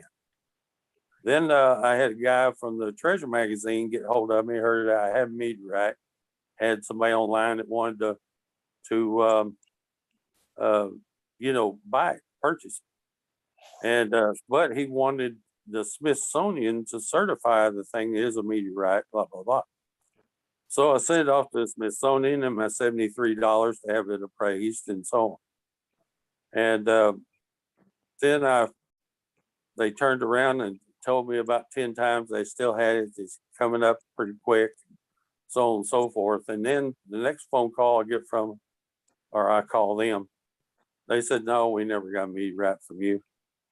No, y'all have already said that you had it, had my name on it, stuff like that. Oh, no, you're mistaken. Nobody said that. I said, well, how about this signed receipt from the shipper that he delivered it to you? Like that, I had boxed up and my name was on it, my phone number and all necessities. And finally, I just went to my business attorney and he wrote him a $100 letter and told him what we were going to do to him for that meteorite. And about 3 weeks, I guess, after that, I got my meteorite back with a corner knocked off of it now. They knocked a piece of it off to keep. And they sent me my $73 check back plus the analysis of the meteorite itself. And the last time I sent it was the University of Arkansas, which now is a meteorite officio in America. And they analyzed the same thing. This time I stayed with it. And it came to $138,000 this last appraisal. That sucker never leave my sight. Right. Feel myself with it. What was the total weight of it before you sent it in? I forgot. It seemed like it was 29 pounds, something like that. Wow. It's just about put both of your fists together. It's a little bit bigger than that. Nice size meteorite. That'd be quite the find. Well, since that happened, I became more of a meteorite buff and dug more meteorites and stuff like that too. And I've had lead ore. Galena thought that it was a meteorite because it was next to a volcano and made colored stripes in it. Y'all probably seen stuff like that. And so, you know, I have people come by all the time with what they think is a meteorite. And I said, no, that's slag off the steel mill there. You know, they spread that stuff everywhere now. But considering that there's over 4,000 meteorites hit the earth a day, some people actually come in with a meteorite. Now, David Villa has another question about meteorites. Are they all magnetic? No, there's glass meteorites too. See, if it's sandy and it enters the atmosphere, it turns into glass. That's what sand is. Right. Right. When you melt it. And so they'll have minute pieces of metal in it, maybe, that kept the glass intact going through the atmosphere. But in most cases, if it's a meteorite, you have what they call tektites. And tektites is like you weld in a cattle fence or something, and you have to chip the slag off of. Well, the slag off a meteorite is called a tektite, which absorbs part of the particles of an original meteorite, but it breaks off coming through the atmosphere because it can crack and fall off. Where a meteorite, the base of it is solid metal, like mine's mostly nickel, but it's got 11 different elements in it. And 2 of them, man, don't know what they are. But, you know, the Smithsonian got me back, though. What they did on it is they turned me over to NASA. And NASA called me 3 or 4 times. Don't you want to donate that to our heat shields? I said, you know, day before yesterday, I just watched the shuttle come in. They said there wasn't one heat shield on that shuttle that was not intact. So I think you got the combination already. You don't need NASA, doesn't need it. Don't need you, huh? They finally called me back, NASA, the last time. This was twice a week, every week. They called me back the last time. They said, we'll give you $500 for it. I hung up on them. Yeah. So, Yeah, I'd hang up on NASA and Smithsonian. Yeah. started out being worth $5,000 and it got to $500 by then. Yeah. Okay. Well, we're at that time, Wayne and Keith. I appreciate both of you joining us. One more thing for Keith.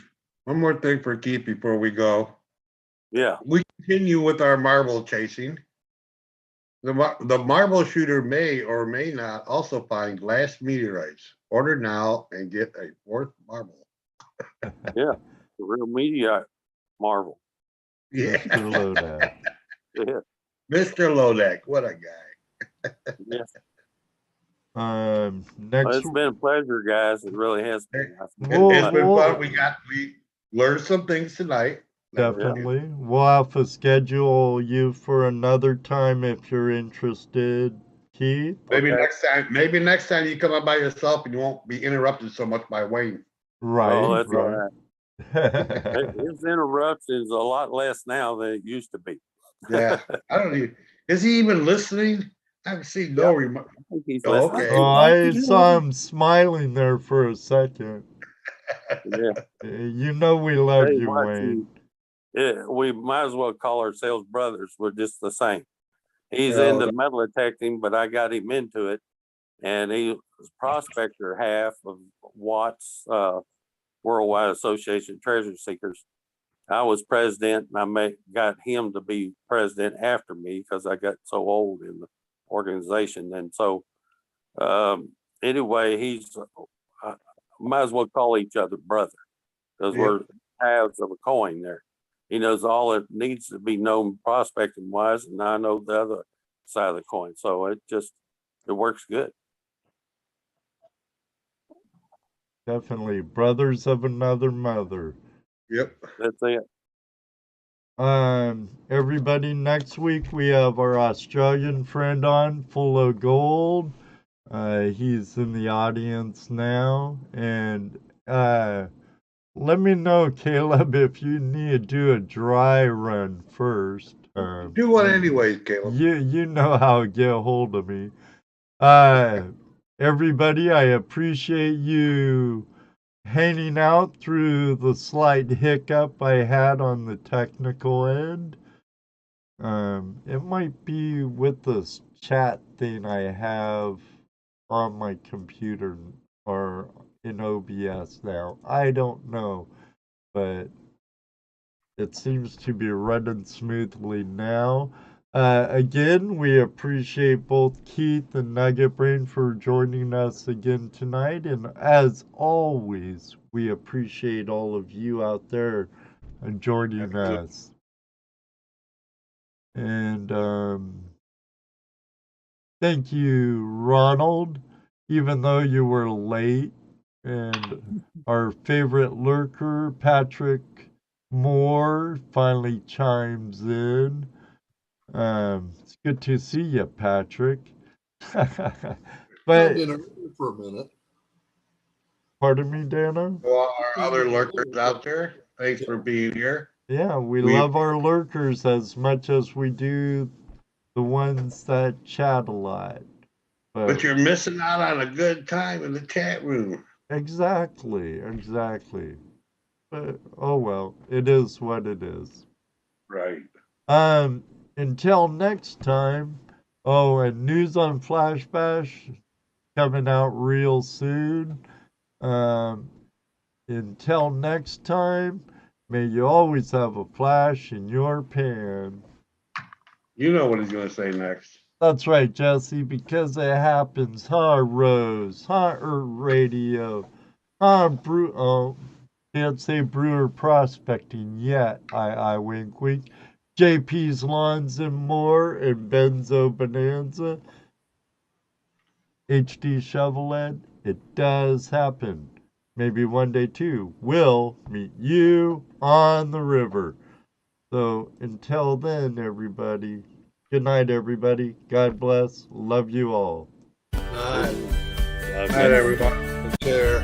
Night, Good Rose. night. Hey, Rose. Good night, Rose. Good night, Rose. The Good night, earth. Rose. Hey, Ray Risa. Mark Thomas, later, Gator. 5, 4, 3, 2,